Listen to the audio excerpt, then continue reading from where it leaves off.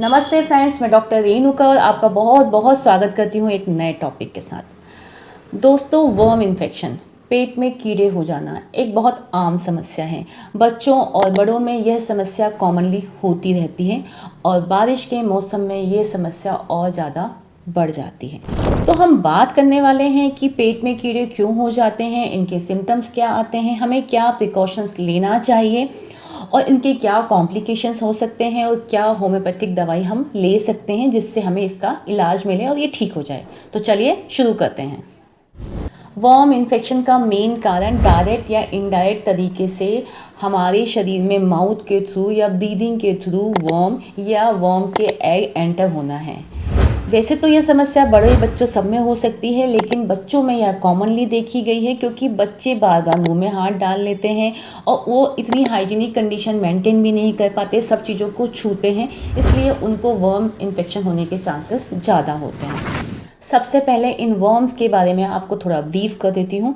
इनको pin worm या thread worm भी बोलते हैं। पिन वर्म बोलने का रीज़न ये है कि ये थोड़े से निडल लाइक या पिन जैसे दिखते हैं, और थ्रेड वर्म भी इसलिए बोला जाता है क्योंकि वो थ्रेड की तरह दिखाई देते हैं, बहुत ही पतले होते हैं। ये इतने छोटे होते हैं कि नंगी आंखों से इन्हें हम देख नहीं सकते, इसलिए पेशेंट में आने वाले सिम्टम्स से ही हम पता लगा सकते हैं कि इनको वर्म का इन्फेक्शन हुआ है या नहीं हुआ है। अब हम इसके सिम्टम्स की बात करेंगे। वर्म इन्फेक्शन का सबसे पहला और बड़ा सिम्टम ये है कि पेशेंट को जेनाइटल रीजन में, एनल रीजन के आसपास उसको इचिंग होती है और यह खुजली रात में बढ़ जाती है। नंबर 2, पेशेंट या बच्चा ग्राइंडिंग टीथ, दांतों को किटकिट करने की उसकी आदत होती है, स्पेशली रात को सोते वक्त वो दांत किटकिटाता है। इसमें पेशेंट की भूख या तो कम हो जाती है या बढ़ जाती है। कॉमनली उसकी भूख बढ़ जाती है क्योंकि जो वो खाना खाता है वो वर्म उस खाने को खा जाते हैं, इसलिए पेशेंट को खाना खाने के जस्ट बाद फिर से भूख लगने लगती है और पेरेंट्स इससे मिसलीड कर जाते हैं कि बच्चा खाना तो खाता है पर शरीर को लगता नहीं है। बच्चे को अराउंड अम्बलाइकस या नाभि के आसपास दर्द की या पेन की शिकायत मिलती है, पर यह सिम्टम बहुत कॉमनली नहीं होता है। ऐसे ही किसी किसी को बेड वेटिंग, रात में यूरिन पास करने की भी समस्या देखी गई है। बॉडी में जब वर्म्स हो जाते हैं तो वो बॉडी की ओपनिंग जैसे कि नोज़ से, माउथ से, एनल रीजन से या वेजाइनल रीजन से निकलने की कोशिश करते हैं, इसलिए बच्चा वहाँ पे बहुत ज़्यादा हाथ लगाता है, उसको खुजली जैसा महसूस होता है। बच्चा बहुत इरिटेबल हो जाता है, वो रेस्टलेस हो जाता है, उसको चिड़चिड़ापन बहुत ज़्यादा महसूस होता है, उसको शुगर की क्रेविंग बहुत ज़्यादा होती है, उसको मीठा खाने की इच्छा होती है। रात में जब बच्चा सोता है तो उसके मुंह से स्लाइवा ड्रिबल आउट होता है, रात भर वो अपनी पोजीशन चेंज करता रहता है। इसमें एक सिम्टम और बहुत मार्क देखा गया है कि बच्चे के फेस पे वाइट कलर के स्पॉट्स या मार्क्स पड़ जाते हैं, वह भी एक बड़ा सिम्टम है और साइन है कि बच्चे के पेट में कीड़े हो सकते हैं। वर्म होने के कारण पेशेंट को कुछ कॉम्प्लिकेशंस भी आ जाते हैं, जैसे कि जब उसके पेट में कीड़े होते हैं तो वह कितना भी खाता है उसके शरीर को लगता नहीं है, बॉडी बहुत माल न्यूट्रिटेड लगती है, पेशेंट बहुत दुबला हो जाता है और वह बहुत कमज़ोर दिखाई देता है और उसके कारण उसकी इम्यूनिटी वीक हो जाएगी तो और भी बीमारियाँ उसको होना शुरू हो जाती हैं।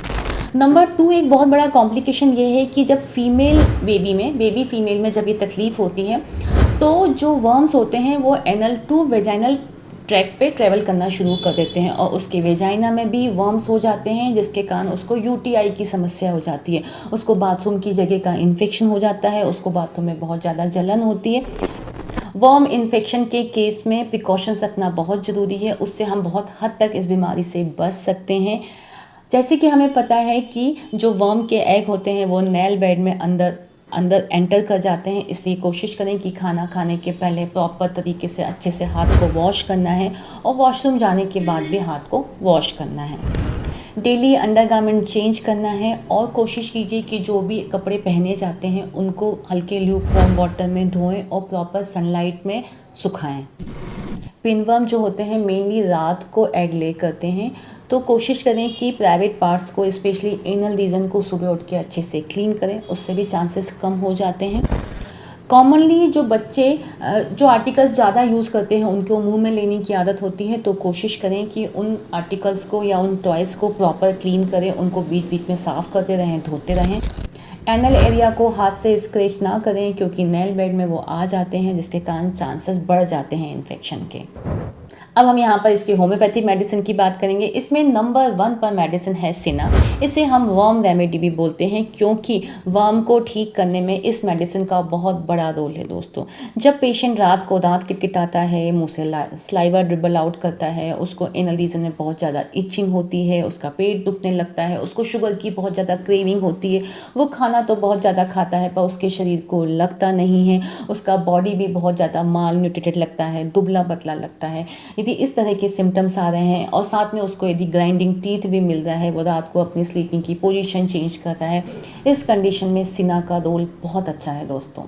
सिना 200 के 2 ड्रॉप दिन में 2 बार सुबह शाम लेने हैं 3 से 4 दिन तक। फिर यही रिपीटेशन आप 15 दिन में फिर से कर सकते हैं। ट्यूक्रियम यह भी एक बहुत अच्छी मेडिसिन है वर्म इन्फेक्शन के केस में, जब पेशेंट को एनल रीजन में बहुत ज़्यादा इचिंग होती है और जब पेशेंट को एस्केराइड्स हो गए हों या बड़ों के केस में भी, तब इसके रिजल्ट बहुत अच्छे देखे गए हैं दोस्तों। दिन में 2 बार यह दवाई ले सकते हैं, 2 से 3 ड्रॉप डायरेक्ट ऑन टंग सुबह लें और शाम को लें 3 से 4 दिन तक, और यही आप महीने बाद फिर से रिपीट कर सकते हैं। एस्कुलस यह भी एक बहुत अच्छी मेडिसिन है एस्केराइड्स वर्म्स को ठीक करने में। सिम्टम्स सारे वही रहेंगे कि उसको बहुत चुभने वाला दर्द होगा, उसको इचिंग हो सकती है, उसको खुजली मिलेगी एनल रीजन में। यदि इस तरह के सिम्टम मिल रहे हैं तो एस्कुलस 30 यहाँ पर बहुत अच्छा काम करेगी। एक छोटा सा कोट करना चाहूँगी कि पेशेंट मुझसे बहुत ज़्यादा क्वेश्चन पूछते हैं कि आप डोजेस और पोटेंसी को उतने अच्छे वे में नहीं बताते हैं, आप बस मेडिसिन का नाम बताते हैं।